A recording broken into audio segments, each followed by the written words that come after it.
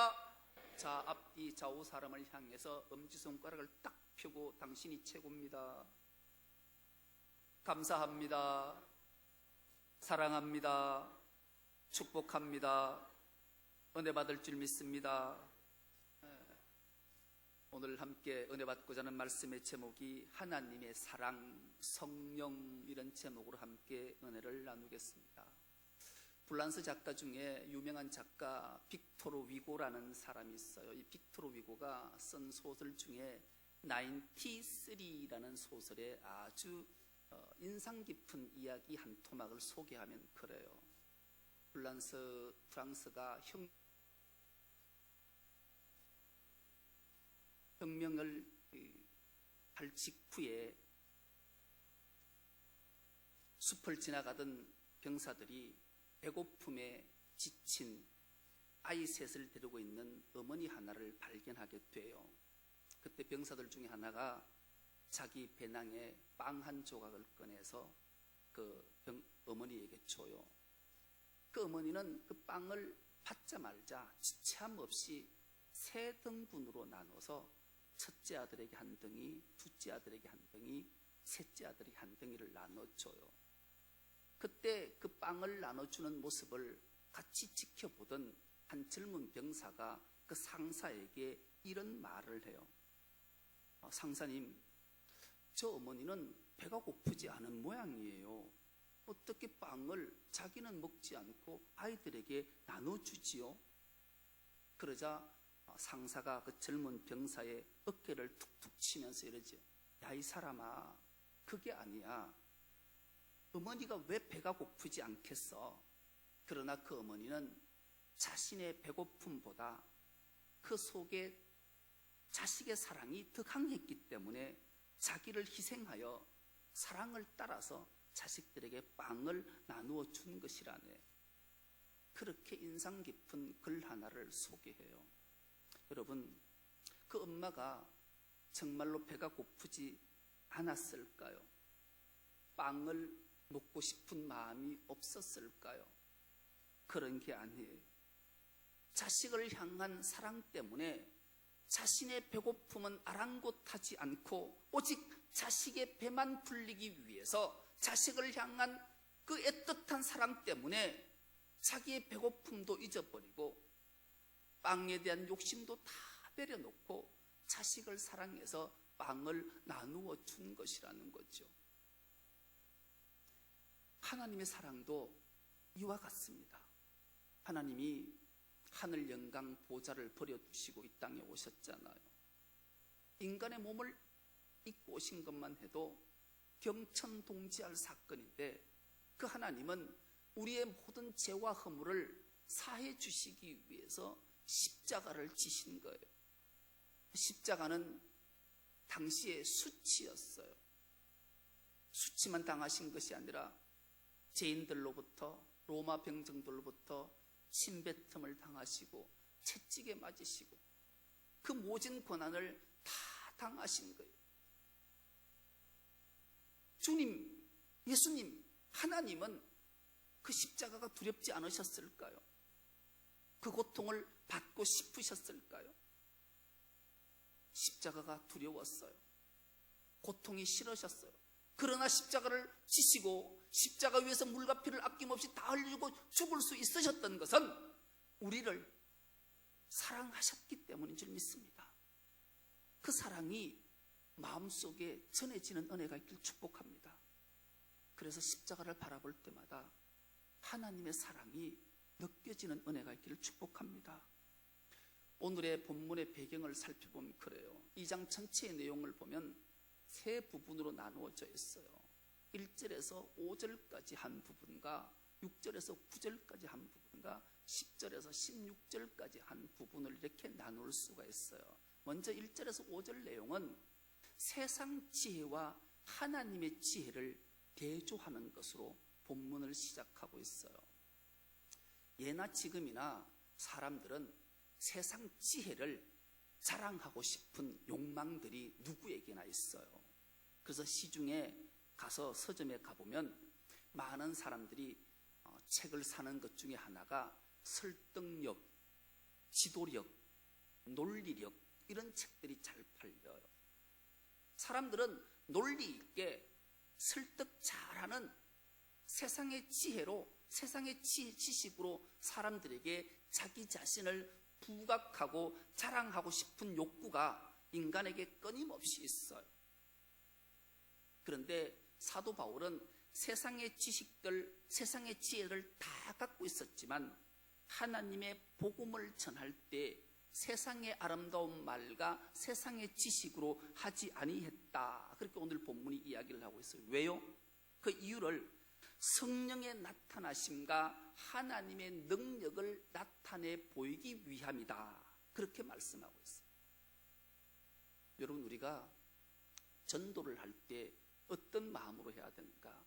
설득력 있게 아주 논리적으로 세상의 지식으로 지혜로 전도하면 그가 예수를 믿을까요?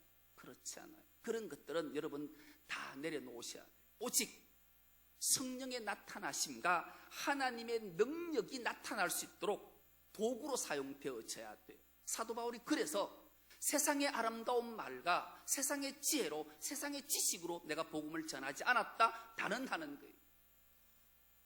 우리도 복음을 전할 때 그런 마음가짐이 꼭 필요해요. 그래야 내가 한 것이 아니라 하나님이 하셨구나, 하나님이 내가 저 인생을 불쌍히 여겨서 복음을 전했더니만 성령의 능력이 나타났고 하나님의 능력이 나타나서 저 불쌍한 생명 하나를, 천하보다 귀한 생명 하나를 구원시켜 주셨구나. 그래서 하나님 참 감사합니다. 저를 도구로 사용하셔서 천하보다 귀한 생명 하나를 구원해 주시니 감사합니다. 이렇게 감사가 우리의 입술에서 우리의 신앙의 고백으로 터져나올 수 있기 때문에 그런 거예요. 그래서 우리는 세상의 지혜로 하는 것이 아니라 하나님의 지혜로 하는 은혜가 있기를 축복합니다. 6절에서 9절 내용은 그렇다면 하나님의 지혜가 무엇인가? 여기에 대해서 말씀해요. 하나님의 지혜는 예수 그리스도의 죽으심과 십자가다. 그렇게 정의하고 있어요. 여러분, 하나님의 지혜는 예수 그리스도의 죽으심과 십자가인 줄 믿습니다. 그래서 사도 바울은 내가 예수 그리스도의 십자가 이외에는 결코 전하지도 않고 자랑하지도 않겠다라고 다짐했다라고 끊임없이 자기 간증과 고백을 쏟아내는 거예요. 하나님의 지혜가 바로 예수 그리스도의 죽으심과 십자가이기 때문에, 그렇다면 예수 그리스도의 죽으심과 십자가는 뭘까? 한마디로 말하면 하나님의 사랑이에요. 하나님이 우리를 이토록 사랑하셔서 하늘 영광 보좌를 비워두시고 이 땅에 오셔서 우리를 살리시기 위해서 십자가에 죽으신 것, 하나님의 사랑을 구구절절히 우리에게 잘 보여주신 사건이 바로 십자가의 죽으심과 예수 그리스도의 죽으심이라는 거죠. 여러분, 당시에는 성경이 신약은 없었어요. 복음도 없었고요. 오직 구약만 있었죠. 하나님께서는 구약 고린도 그 지역 현 상황 속에 당시에 구약의 말씀과 기적이라는 두 가지를 이스라엘 백성들에게 주셨어요. 그런데 그것을 통해서 그것을 받았던 당시에 이스라엘 백성뿐만 아니라 온 민족들이 하나님 앞에 항복하거나 하나님 말씀 앞에 순종한 사건들을 우리는 찾아볼 수가 없어요. 왜요? 율법은, 하나님이 주신 말씀은 자신이 죄인임을 깨달을 수밖에 없다라는 것. 율법을 읽고 암송하고 지키려 애썼지만 나는 이 말씀을, 율법을 지킬 수 없는 존재구나, 나는 어쩔 수밖에 없는, 죽을 수밖에 없는 죄인이구나, 이것만 깨닫게 하는 게 율법이었다라는 거예요. 여러분, 내가 죽을 수밖에 없는 존재입니다 깨달으면 천부여 어지옵소서 두 손 들고 주님 앞에 굴복하고 항복해야 되는데, 하나님, 나는 죽을 수밖에 없는 존재니까 나를 살려주십시오, 긍휼히 여겨주십시오 해야 되는데 인간은 그러지 않는 거예요. 그래서 하나님이 한 가지를 더 주셨어요. 기적이라는 걸 베풀어 주셨어요. 기적을 베풀어 주면 하나님 앞에 굴복하고 하나님 말씀에 항복하고 하나님 앞에 순종할까? 그런데 이스라엘 백성들은 그러지 않았어요. 이스라엘 백성들이 애굽에서 430년 동안 종살이할 때 하나님은 모세를 통해서 그들을 출애굽시켜 주시잖아요. 홍해를 건넜어요. 그러면 그들은 다 되는 줄 알았어요. 그런데 3일 만에 그들이 하나님을 향해, 모세를 향해 불평과 원망을 막 쏟아내잖아요. 왜요? 먹을 것이 없다라는, 마실 물이 없다라는 거예요. 모세를 향해, 하나님 향해 그들이 쏟아냈던 불평 대표적인 그거잖아요. 애굽에 매장지가 없어서 우리를 이곳으로 이끌어냈냐, 그렇게 불평하는 거예요. 그리고 애굽에 있을 때는 고기 가마 곁에 있었는데 우리에게는 박한 음식조차 없도다, 먹을 것이 없다라는 거예요. 그래서 하나님은 그들에게 기적을 베풀어 주시기 시작했어요.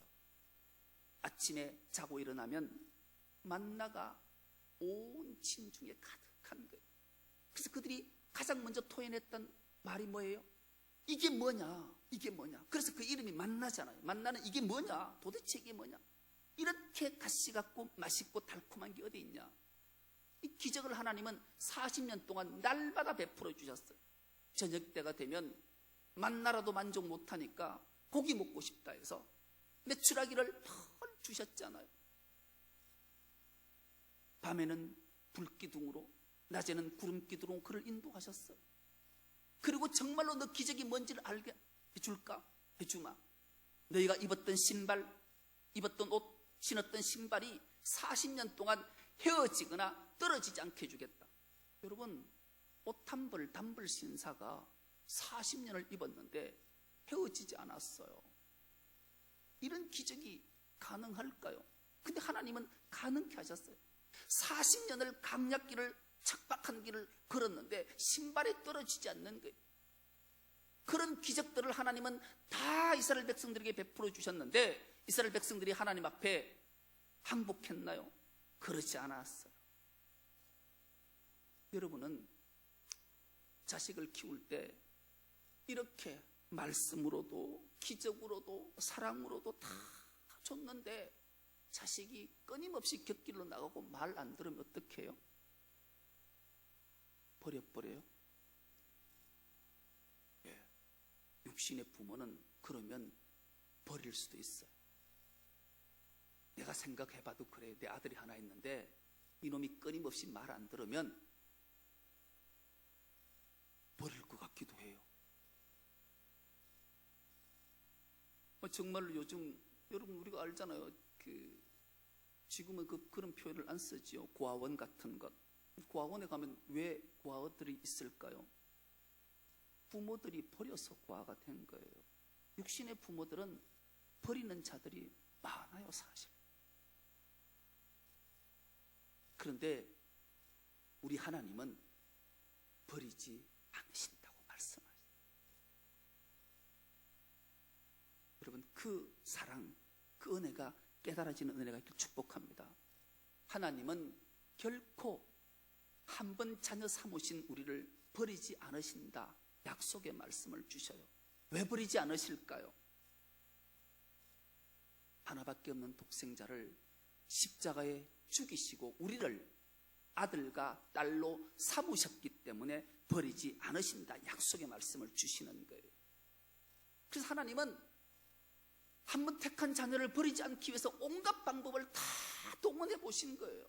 가장 먼저는 좀 위협적인 방법도 사용하셨어요. 첫째는 내가 창조주다, 너희는 피조물이다. 그러니까 피조물은 창조주에게 복종해야 된다. 그래서 율법을 주시면서 내 말에 순종하면 복을 주고 불순종하면 내가 저주하겠다. 그랬음에도 불구하고 인간들은 하나님 앞에 항복하지 않는 거예요. 그러자 하나님이 한 발 물러서셔서 이런 관계로 말씀하셨어요. 야, 내 니하고 친구할게. 하나님이 창조주가 우리의 친구가 되어주시겠다고 하신 거예요. 여러분, 친구끼리는 의리가 있어야 돼요. 의리 아시죠? 의리. 여러분, 근데 친구로 삼아줬음에도 불구하고 이 백성들이 의리를 저버리는 거예요. 근데 하나님은 그 의리를 저버리는 그 친구들을 버리지 않으시는 거예요. 그래서 하나님이 또 하나 방법 쓴 게 뭔지 아세요? 니네 아내하거라. 내 네 남편하게 부부의 관계를 맺자 하시는 거예요. 하나님은 우리가 부부 관계가 되시는 거예요. 그러면 부부 간에 언약을 지켜야 되는데 부부가 돼도 언약을 지키지 않는 거예요. 그러면 어떻게 해야 돼요? 버려야 되는데 하나님은 버리지 않으시는 거예요. 그래서 하나님이 고심하다 안 되니까 예레미야를 부르시고 내가 내 백성과 새 언약을 맺어야 되겠다, 그렇게 말씀하시면서 새 언약을 맺으시겠다 약속의 말씀을 주셔요. 그 새 언약이 뭘까요? 예레미야 31장 31절은 이렇게 말씀하고 있습니다. 내가 이스라엘 집과 유다 집에 새 언약을 맺으리라. 그러시면서 예레미야 31장 33절로 이렇게 말씀합니다. 내가 곧 나의 법을 그들의 속에 두며 그들의 마음에 기록하여 나는 그들의 하나님이 되고 그들은 내 백성이 될 것이라 여호와의 말씀이니라. 아멘. 이것을 한마디로 표현하면 이제 내가 네 안에 들어가겠다, 그렇게 말씀하시는 거예요.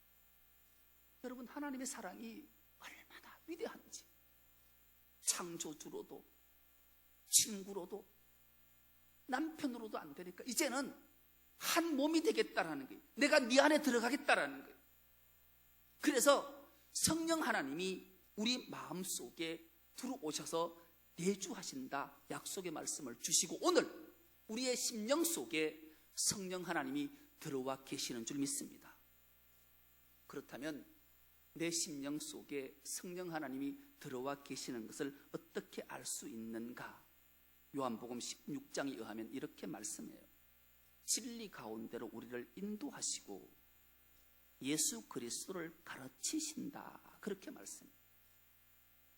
여러분, 오늘 우리는 왜 성령 하나님이 내 마음속에 내 심령 속에 내주하시는가를 알 수 있는 비결이 바로 이 자리에 여러분이 앉아 계신 것이, 성령 하나님께서 우리를 진리 가운데로 인도하셨기에 이 자리에 나와서 영과 진리로 예배하게 만드셨다라는 거예요.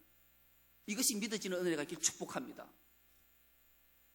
우리 마음속에는 성령 하나님 내주하신, 그리고 그리스도, 예수 그리스도가 내 생명의 주인임을 고백해 만드시는 분이 성령 하나님이시라고 말씀하셔요.